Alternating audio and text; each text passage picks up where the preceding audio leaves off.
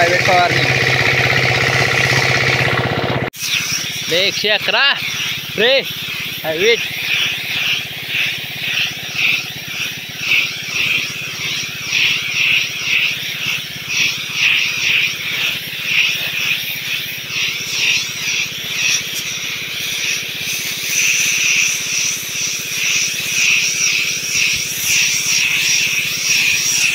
Good morning guys, कैरेस farming 120 challenge में हम पहुंच गए डे 111 में स्प्रे रहेगा जो कि सल्फर जेणेकरून जो लाल कोड़ी होती है उसको कवरेज के लिए स्प्रे करेंगे.